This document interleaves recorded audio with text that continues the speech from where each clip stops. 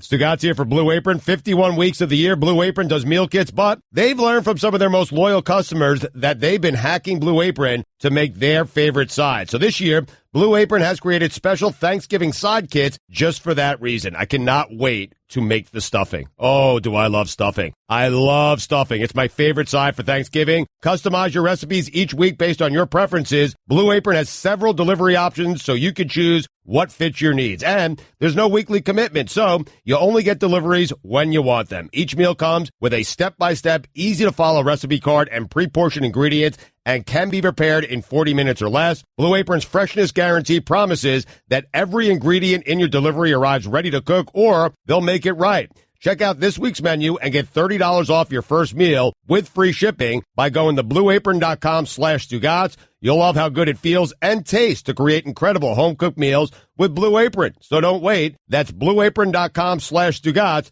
Blue Apron, a better way to cook.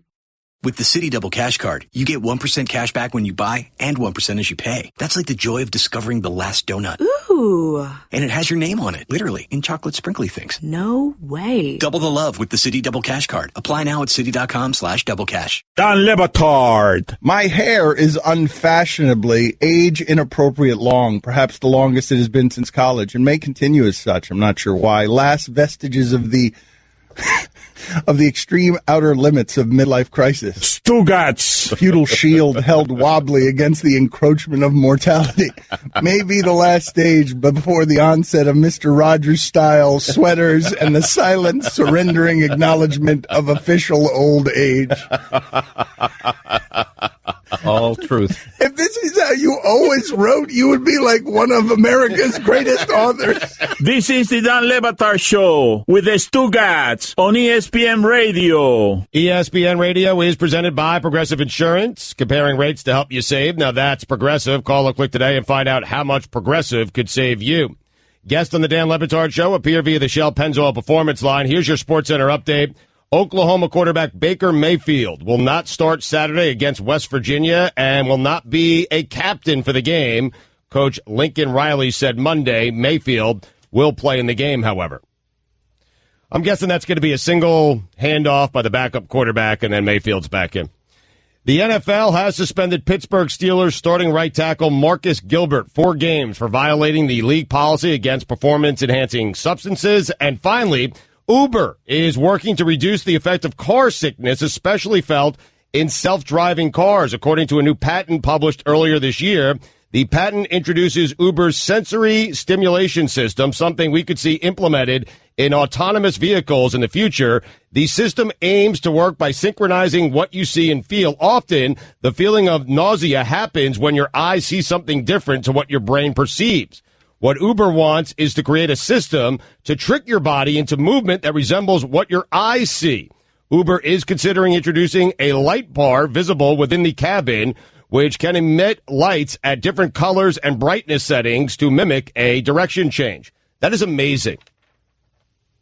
That is amazing. It really is. What is? Baker Mayfield, this whole thing, I can't believe what Lincoln Riley has done here. Because Baker Mayfield, you've been okay with Baker Mayfield being Baker Mayfield his entire career. And what has Baker Mayfield done for you in your first year? He's gotten you to the Final Four. You're going to be one of the Final Four teams left if you beat TCU. And how do you repay Baker Mayfield for being Baker Mayfield? In his final home game, with all the money he's made for that university, this is how you repay him. You can't start the game, and you're no longer our captain in your final home game. Why? Because you grabbed your crotch at Kansas. It's a terrible job. For all the latest headlines and information, tune in to SportsCenter on ESPN Radio all throughout the day. Greg Cote's Back in My Day is coming in a couple of minutes here, but the conversation that I wanted to have about the Celtics that wasn't just a conversation meant to trick Greg Cote into stumbling into the hard net workout. The Celtics have done this in a way that has been the height of excellent management. I'm not talking about just Danny Ainge. I'm talking about the idea of getting Brad Stevens in there for some of the losing and then parlaying Isaiah Thomas, a guy who had no value, parlaying Isaiah Thomas into Kyrie Irving. Isaiah in a pick, a valuable pick. but parlaying it into Kyrie Irving, who can do all the Isaiah Thomas things better than Isaiah Thomas can do them. A player who's simply better in every way. Yep, bigger, better. The way that this has fallen for the Celtics, they've won 16 in a row now. It's been perfect so far for Kyrie. You do realize, right, that Gordon Hayward getting hurt has helped Kyrie make this transition. Yes, it's helped the team as a whole because Jaylen Brown is playing in a way that I don't think he'd be playing if Gordon Hayward was there, and it's helped the growth and development of Jason Tatum. That one's always interesting to me. How good is Paul George really?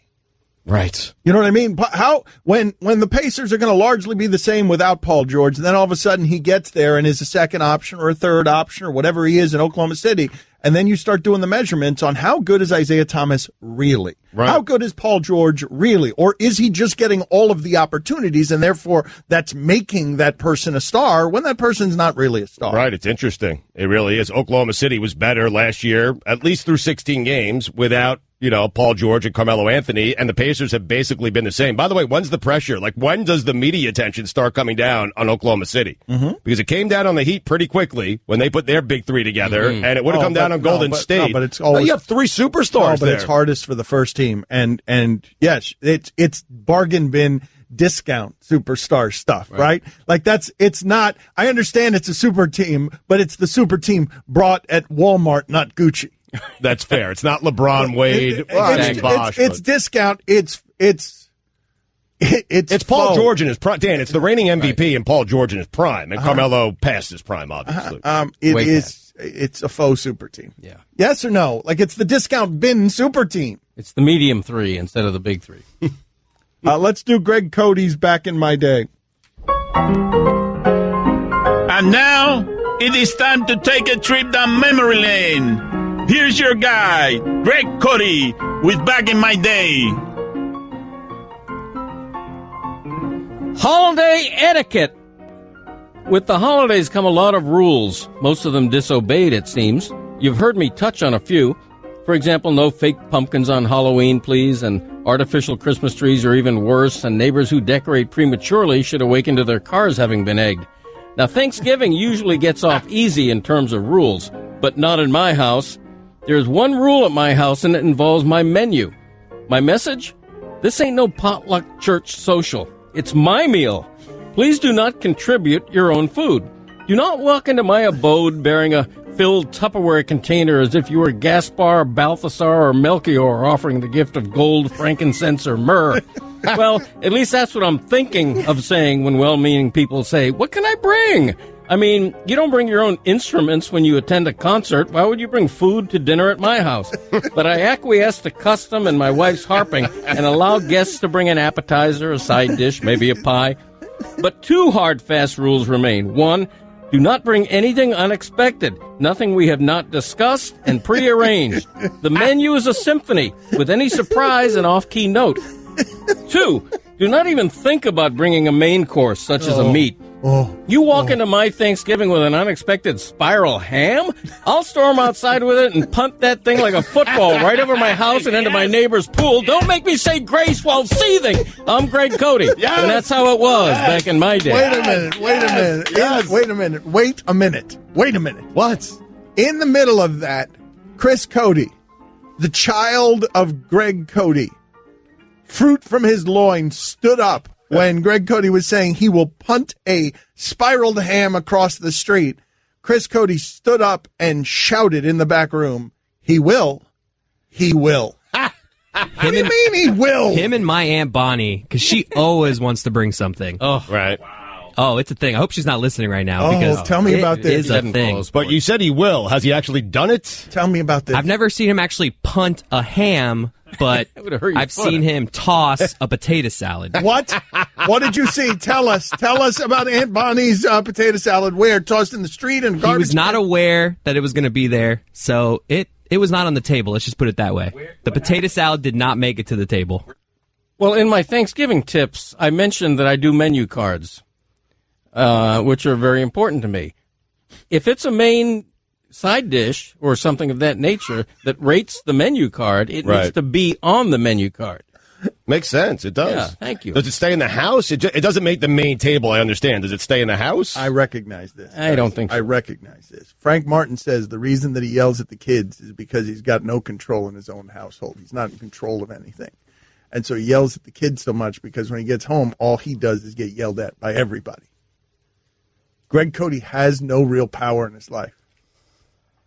Martin's got a point. And so he's got to control this thing with hyper vigilance. Yes. With menus. If you bring Give a me my potato menu. salad, he's going to become Frank Martin, and he's going to throw it up in the air, and he'll take whatever scandal comes with that. Exactly. Right. Because Yes. he's got control over this one environment. Thank you. He's clutching on to the last thing that he controls. The You're last right, yes. thing. Yeah. This Oh, and it that is. gala of his. Yeah. PFPI gala. He's yeah. got no control over that thing. Yeah, it's a good one this year. I've added a couple of statistics Let's go to commercial, please. Thank you. to the league. And I want to hear more.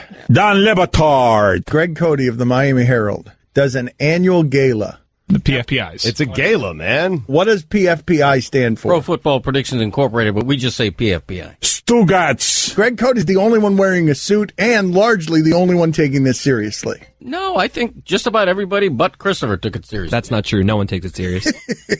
Don't you So dare. Greg Cote's wearing a suit. He's handing over a trophy to a family who don't want his trophy, don't want him driving.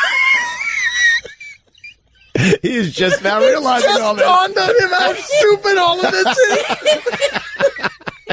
This is the Don Le Batard Show with the Stugotz on ESPN Radio. I am getting so mad watching the televisions as Lincoln Riley and Baker Mayfield are all broken over nonsense, over just nonsense. I wish that these people cared this much about the actual injustice in that sport, as opposed to whether or not a kid grabbed his crotch after the guys on the other sidelines baited him into it with late hits and unshaken hands. He also screamed "bleep you," Dan. That's a big part of this. Oh, whatever. It was very bad optics. Kids are watching. Sportsmanship. Yeah, okay, all fair. But all kids are fair. also watching the Kansas Captains not shake his hand when he's extending his hand out. We need to start teaching kids about the injustice that There we allows Baker Mayfield to make a lot of money for others while only getting the shame of this out of this entire transaction with higher education. That's a little bit more complicated. That's something you figure out when you're in college or something. right, okay. This is very easy to understand. Don't do that. Yes. Okay, yes, don't grab your crotch, kids, and don't say bleep you. Be interesting if this costs him the Heisman Trophy. I It's don't not. think it will, but it's not going be to cost him the interesting Heisman if it Trophy.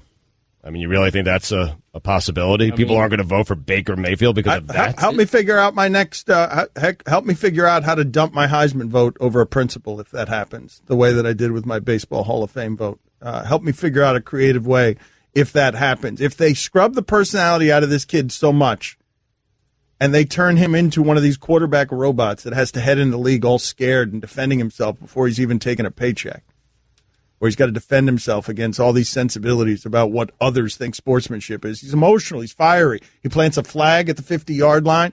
He grabs his crotch if you disrespect him. I kind of like that.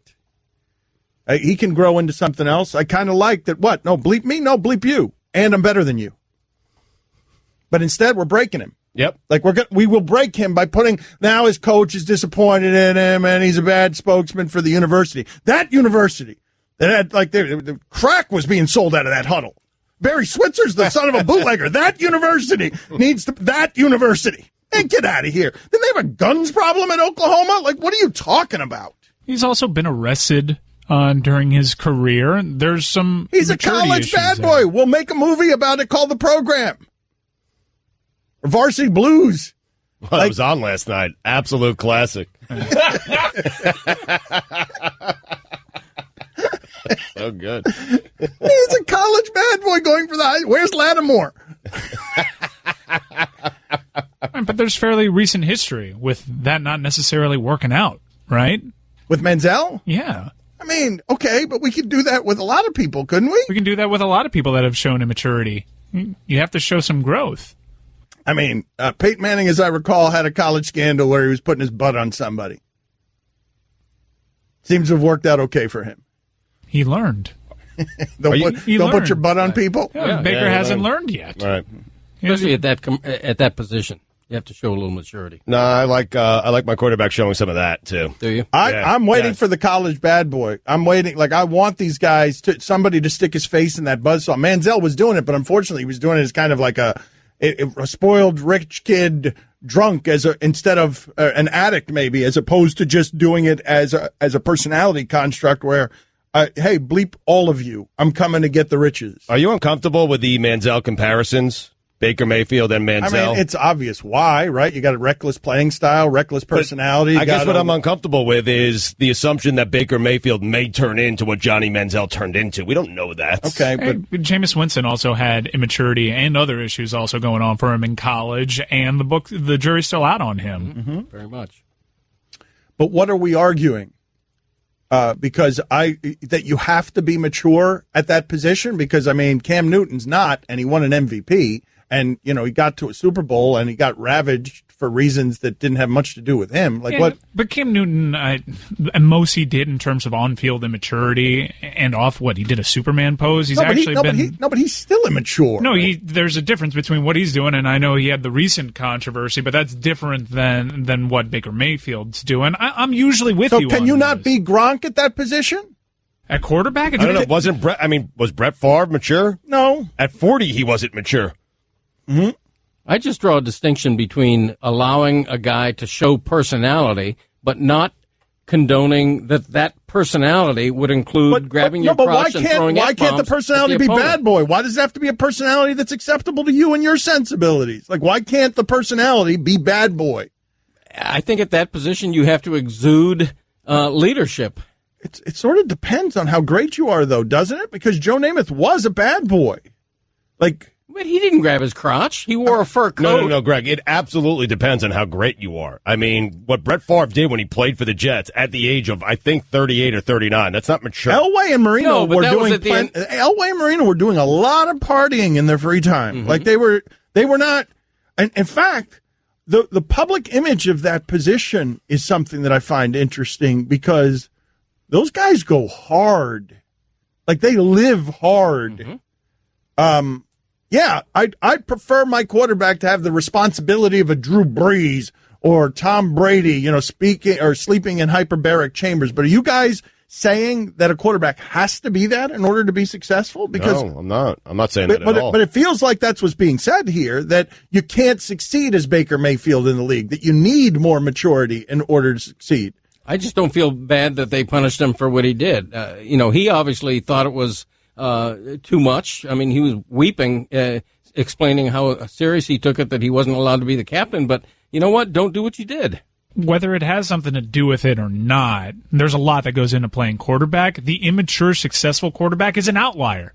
It just is. And you'd like to see a college kid learn from mistakes. Now, this isn't as bad as getting arrested. No one's saying that. But it's also showing immaturity.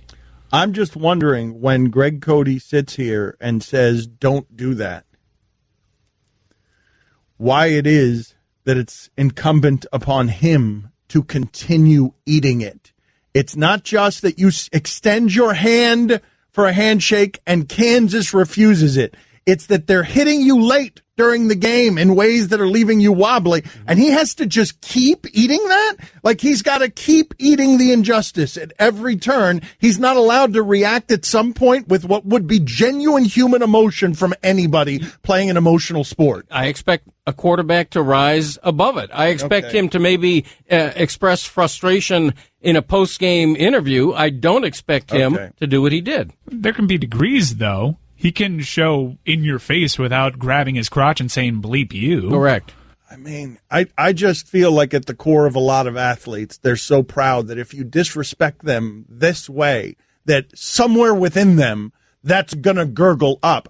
If you're an adult, you're probably better at pushing it down because you've suffered consequences from that. When you're a kid in college, it's when you should learn it without us crucifying you in a way that breaks you of your personality and has you weeping in a press conference. Well, I think we forget they're kids, right? That's part of the problem because they're sitting there because everyone's making so much money off of them. No, but that's part of the scam. The part of the scam that's interesting is it's professional football when it's convenient and it's amateur football when it's convenient. But it's professional football being played by kids. Don Le Batard. Come in here and tickle. Hurry up and tickle him till the end of the My segment. Dr. McGillicuddy said this could be bad for my heart. Could be bad for my heart. Stugotz. Having a heart attack. Tickle him more. Tickle him more. Right to the end of the segment. Heart attack in it. This is the Don Le Batard Show with the Stugotz on ESPN Radio. ESPN Radio is presented by Progressive Insurance. Ron McGill going to join us in a half hour on the Shell Pennzoil Performance Line, noon Eastern for Ron McGill. Here's your SportsCenter update. Oklahoma quarterback Baker Mayfield will not start Saturday against West Virginia and will not be a captain for the game. Coach Lincoln Riley said Monday. Mayfield will, however, play in the game at some point. The NFL has suspended Pittsburgh Steelers starting right tackle Marcus Gilbert 4 games for violating the league policy against performance-enhancing substances. And finally, 6 Czech tourists. Strap it on here, Dan. I'm going to take you for a ride. Strap yourself in is what I meant. Not strap it on. Strap what on? I meant strap yourself in here, Dan. Strap it on. Listen, it was a poor choice of words, poor phrasing, but I meant strap in because there are several big words coming up in this last story. Don't strap anything on.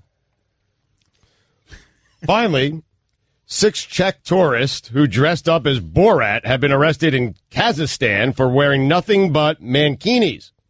The group posed for photos dressed in the traveling swimsuits in the capital city of Astana last week. Local media reported on Tuesday the tourists were arrested and fined the equivalent of $67 each for their incident appearances. The costume was made notorious by Borat, a fictional Kazakh TV presenter played by comedian Sacha Baron Cohen. Strap it on. For all the latest headlines and information, tune in to SportsCenter on ESPN Radio all throughout the day. I got that all right. Every single word I was concerned about, I got right. There was no need to strap anything on or strap it in. I don't know what happened there. I'm sorry. All right, so Stugotz got mad at the schedule during the break. We'll get to that in a second. He was arguing with the NFL schedule. It was an amazing thing to watch. I was. I'm going to get to that in a second. But before we get to that, thanks to Greg Cote of the Miami Herald for sitting in with us, what I was trying to finish saying about the Celtics, and they have in town the Patriots model to help them with this over the next 10 years. The Patriots have at their core this unbelievable stability. Nobody's afraid of losing their jobs in the highest positions. They can help Tom Brady with the precise things that he needs, whether it's Randy Moss or Wes Welker or Amendola or now Brandon Cooks or Gronk. They're helping Tom Brady age with this stability all around him. The Celtics have now gotten to a really stable place with their management. Their management has earned the trust of the fan base. Brad Stevens has been able to learn on the job, make mistakes, get credibility, overachieve, build defense, have guys buy in, learn and grow with his players. And now you have that management team working in concert to get young players, good players. They're going to be relevant for 10 years because of the stability that they have built all around now talented players, legitimately talented. Now you can go to work around building around Kyrie Irving. And everything is working. Everything. Kyrie Irving has no reason to fear the Warriors. He's the one guy in the league who has no reason to fear them. He's the one guy in the league who takes all the shots against them late and he can go into all of those fights feeling like he's ready for them. Right. I mean, it's just so scary because, I mean, you make great points, and they get Gordon Hayward back next year, healthy, presumably, and they still have more assets. They still have more draft picks. They could still they can actually use the draft picks or use them to trade for more talent. Brad Stevens got a lifetime job if he wants it. Yes, correct. That's what I'm saying. Because he is built with nothing. He has built something there, and now he gets the fruit, just like that poor Brett Brown guy. What's his name? The coach of the Sixers? I mean, that guy has been nothing but getting his head beat in for so many years. And now if you work with management through the losing, good God, is it fun to get to the winning. Yeah. I mean, how many number one picks did they still have stockpiled? Like 3 more, right? It's not. They don't have that many high picks. It's not that many high picks. They have a Kings pick somewhere, Dan. They do, and that's going to be a high pick.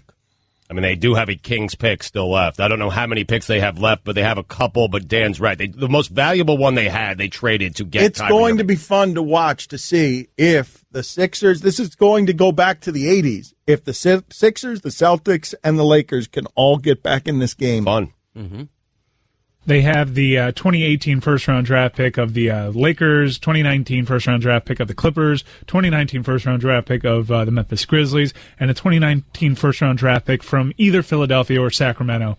It depends on who's higher. That's ridiculous. That's insane. Wait, so they're getting the Lakers pick when? When was that? No, 2019. Next year? Oh, my God. 2018 Lakers, 2019 Clippers. Yeah, so they're set up for a long time, and their players are young. Like the talent is young. It's not like Cleveland is clearly, this is a last gasp here for Cleveland on an old team. That Lakers pick does have several protections, though. It's protected for number 1 and number 6 through 30, but the Lakers aren't very good this season, so it might fall in between. Well, that's there. one of the things I find interesting about the conversation about whether Lonzo Ball is a bust or not. It's not going to matter. If LeBron goes there, he's going to trade him the same way he did Wiggins. Like that, the play here is not Lonzo Ball. You're trying to get Lonzo, you're trying to get some help, but the play here is LeBron next year. It's LeBron and maybe Paul George, something like that, yeah. Really confusing protections on that. They're more likely going to end up with Philadelphia's first-round pick because if it's a good pick, Philadelphia basically gets it. All right, so the Reaper is ready. Let's go, Reaper. Come on in here. Greg Cote's got to go to the bucket of death. If you're not familiar with what this is, we do it every week. There's a bucket filled with NFL helmets. It's basically suicide pool. There is nothing but awful, awful stuff left on this grid. 3 more people lost last week, so all the easy stuff is gone, and all the medium stuff is gone, too. It's nothing but bad things left on the list. And we are officially done with bye weeks Reaper, in the please NFL. stop talking. Reaper, please stop talking. I did ask. That's a tone fine. Question. It is a tone fun. I know. I share your frustration. It could have been done nicer. This is a right-handed. Just Reaper, please Because stop you've talking. got one job. It's not to talk when you come in here so that I don't have to keep taking $2 from you every time you come in here. You don't have a That's more left-handed gentle. glove? All right, so Greg Cote reaches into the bucket, and he... left-handed picker. Okay, that's fine. And there's nothing but horrible things left on the list. Reaper just banged her head Yeah, of into course, the the TV. Reaper banged its head into the television. Any team. Oh, wow. Are there bye weeks this week, or There better be. Is there any more writing on that, or is it just straight up any team? please say we're done with All right, buys? so you can take any team. We are officially done with buys. Oh, no. that stinks. Yeah. Really? Yeah, no more bye weeks. Damn it. So you'll actually have to make a pick. I'm sorry. All right, so the Falcons are a 10-point favorite against the Bucks. The Chiefs are a 10-point favorite at home against the Bills. The Eagles are a 13.5-point favorite at home against the Bears. And Could I see that sheet? there's that Patriots game. The Patriots game. I mean, Greg, I would go Steelers minus 14 at home against the Packers. Patriots are playing the Dolphins.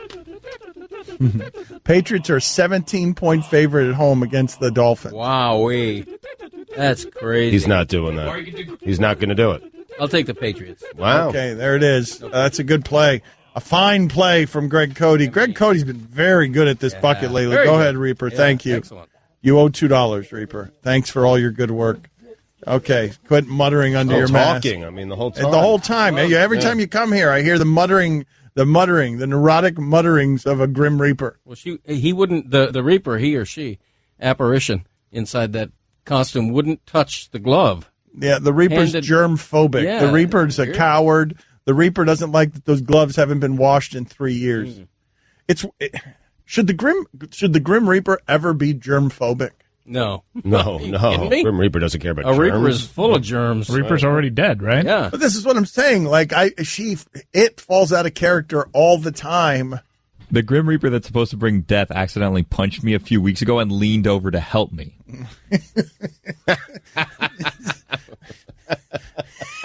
Funny. Make me a Funny bicycle visual. clown. The Reaper is weak. Our Reaper is weak.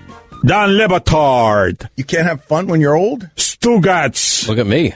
I'm having a ball. Balling it. This is the Don Batard Show with the Stugotz on ESPN Radio. Stugotz does a private show for me in the commercial breaks. One of the private shows I just got a couple segments ago was him yelling at his computer, yelling at the NFL schedule. This is what he was doing, Mike. Oh, bleep this. Bleep these guys. Dolphins, Bills, Jets. That's the Patriots' remaining schedule. I mean, it's just unbelievable. Dolphins, Bills, Dolphins, Steelers, Bills, Jets. So the Steelers, obviously a tough game, and that game's on the road. Let's just assume they lose that game. They'll be 13-3 again, and the 1 or 2 seed in the AFC. And it's not really, you know what? I've been getting frustrated at the wrong people for so long. It's always been I've lashed out at Kraft and Belichick and Brady. Nope, I'm not doing it anymore. They are great, and they deserve my praise, and they deserve my respect. It's the rest of the teams. That's right. Guillermo, put it on the poll. Should the Dolphins, Bills, and Jets be relegated? I mean, it's just absurd. In 15 years, yes. You can't put all of them. Anything Get them together out of here. That would challenge the Patriots. All of you. Either of those 3 teams. The 3 of you could put your teams together, and you wouldn't knock off the Patriots. Thank you. You're right. Thank you. It's frustrating. It really is. It's just, it's not about them. I'm a Jets fan. Now, the Jets did it a couple of times. They went to the AFC Championship game in back-to-back years. They didn't win that division, but they went to back-to-back AFC Championship games. But what an embarrassment that those 3 organizations over 15, 16 years. They should be sent to the MAC. Yep. They don't have a great quarterback. They should play on like Tuesdays and Wednesday nights just for the degenerates. Mm-hmm. Should be noted that they've played a pretty tough schedule up until this point. The Patriots. Yeah. Oh, I'm not blaming the Patriots. They went to New Orleans. No, Mike, I'm not blaming the Patriots. They're 8-2 now with that schedule remaining. Those are all wins. All of them. Look at what's going after the most dynastic thing we've ever seen in the history of the sport. Josh McCown, Nathan Peterman, Jay Cutler, or Matt Moore. Go get them, boys. Relegate them all. Combine them. All 3 teams. During this run, I'm serious, during the Patriots run, what's the best quarterback that they've had to face? Is it Mark Sanchez? Is it Chad Pennington one year? Yeah, Pennington. And the only reason he was difficult was because Brady got hurt. He was top 5 in MVP voting. Mm-hmm. He was runner-up that year, actually. Guillermo, can you put this on the poll? If we combined the Bills, Jets, and Dolphins, would we win the division against the Patriots? No way. Would our team of combined Bills, Jets, and Dolphins beat the Patriots in the division? I mean, you're good at just about every position, I think, but you don't have a quarterback. Right. No, you do not. You don't. You don't have a quarterback. What's interesting to me about the league is that the Patriots are really the one constant. I mean, otherwise, it's interesting that the Rams are really good, that New Orleans is good again, Philadelphia is an interesting team, even Jacksonville has a great defense. Your quarterback is Tyrod Taylor in this fictitious example. Yeah, he is, and he just got benched. I mean, there's no quarterback who can beat New England. It is an interesting point, though. Who is the toughest quarterback? Those divisional games, they take a lot out of you. I'm telling you, the last 15 years, the idea that they've been able to play with all of this mismanagement around them. It's one thing that the Patriots know more than everyone in the league, and they're smarter than everyone else, but they're in a room full of dummies. Right. They are right now, they seem like scholars and elites, at least in part because for 15 years they've been in a conference room with idiots. Yeah, the Jets had a solid run there for a couple of years early in Rex Ryan's tenure, and they eliminated them from the playoffs, and they wore those games. Look at the Steelers and Ravens. They've been beating each other's brains out for over a decade. Meanwhile, it's a cakewalk for the Patriots. Kraft and Belichick have to have had this private discussion over the years, just marveling at how none of these other 3 teams... Well, the joke we were making yesterday is the idea that in private, do they joke about it? Oh, they must. Do in private, Kraft, Belichick, and Brady, all of them, laugh. Like, do they get together and just watch film of Nathan Peterman? Oh. And laugh, yes. Like, do they go and turn on, like, look, here, let's watch. Like, is that the next Don Van Natta scandal, Mike? Don Van Natta and Seth Wickersham find private meetings where Kraft, Belichick, and Brady gather dark, like Fight Club type meetings in the shadows where they gather to make fun of everyone else in the AFC East. Do you think it's just in private? Or is it out in the open? Like at a big gala? Do you think they're just all like, everyone's making jokes? When Belichick is drinking on Jimmy Johnson's boat, they're both lighting him up. Oh, yeah. Look at what the Bills just did. Peterman. Nathan Peterman. That's crazy. Their toughest challenge was Chad Pennington for their run. That's Drew my point, Bledsoe yes. when he was with Buffalo for a little bit. Yep. The two best quarterbacks in that division since the start of their tenure were both New England Patriots, Brady and Bledsoe. Brady and Bledsoe. No, and maybe Garoppolo, too. Yeah, Garoppolo. maybe Brissett. Maybe Brissett, too. Hell, Ryan Mallett while we're at it. You're never going to believe who the Dolphins just traded to Philadelphia. What just happened? Maybe Castle. That's the sad thing. Because think about how pathetic those three teams have been, and not one of them can stumble upon a quarterback. Not one of them. Or a coach, for that matter, right? Because it's a whole bunch of Belichick quitting on the Jets, writing it on a napkin, Marone quitting on the Bills, Yep. Philbin not quitting, but everybody wanting him to, Saban quitting on the Dolphins. Saban realized quickly, man, I can't beat that. There have been coaches who have quit their jobs in the division, many more than there have been coaches of the Patriots over the last 15 years. Just guys who have quit their job. Not been fired, just quit. Hell, Ricky Williams even quit his job. Ricky Williams. Man, we should throw the Lions in this division, just honorary for all the quitters. Barry Sanders, Calvin Johnson. Like, what else is there like it? Where else in sports can you go to have this advantage where we're all laughing at the schedule the rest of the way as the Patriots are a 17-point favorite this weekend at home against Jay Cutler or Matt Moore or whoever the hell it is? You never know. Do you think we're up against a break this segment? Yeah. You think the hard...